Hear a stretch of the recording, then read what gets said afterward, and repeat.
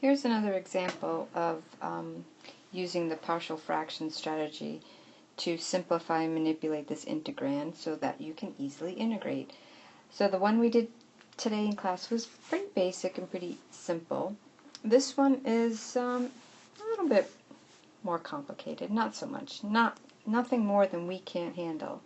So the denominator, step one, is to factor the denominator, which it's already factored, but we want to break up the factors. And there are 3. You say, 3? I see 2. Well, we've got the 2x, and we need to include one fraction for each of the powers of x and x plus 1. So we have x plus 1 to the first power, and we also have an x plus 1 to the second power. And now we have our a, b, and c. So that's something that we want to recall and remember. Include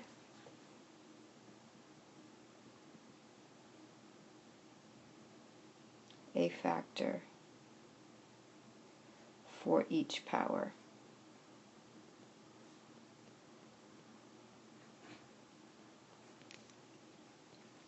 Alright, so we're multiplying both sides by the denominator, 2x times the quantity x plus 1 squared.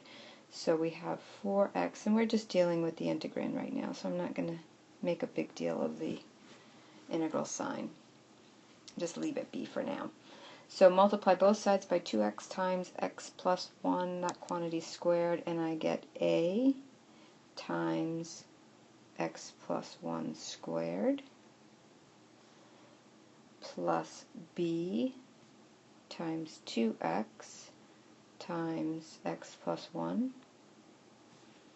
plus c times 2x.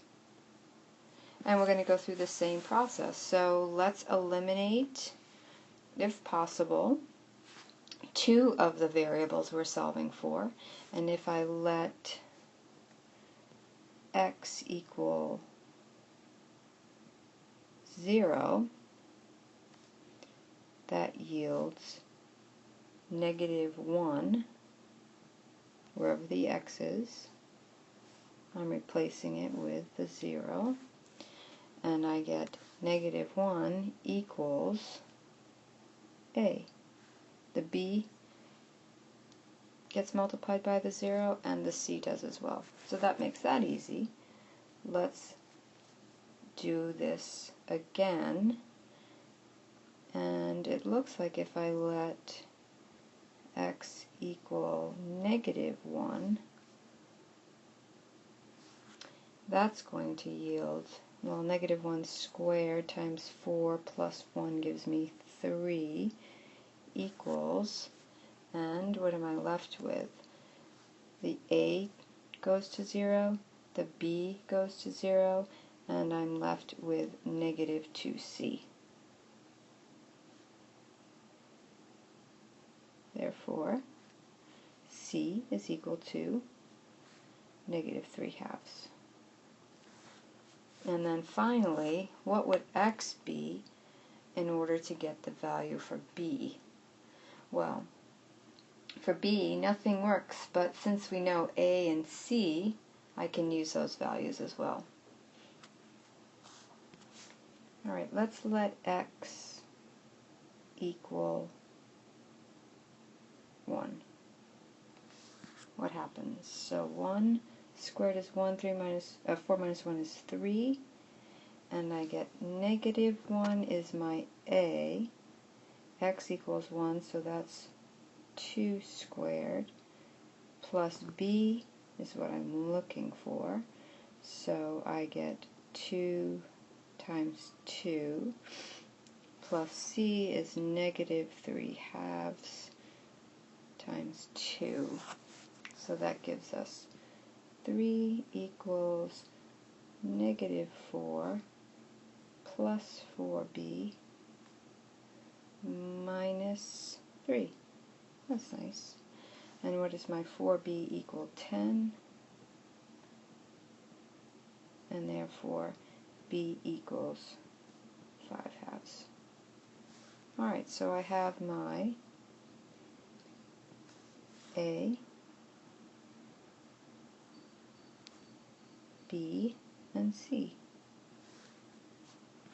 And I'm just going to substitute in my integral. My a was -1, -1 over 2x. My b was 5/2,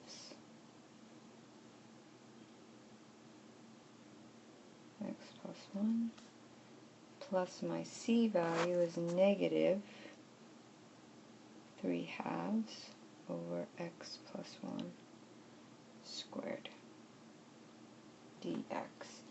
And from here, hopefully you're good with the rest, doing u substitution. So I'm going to leave you to finish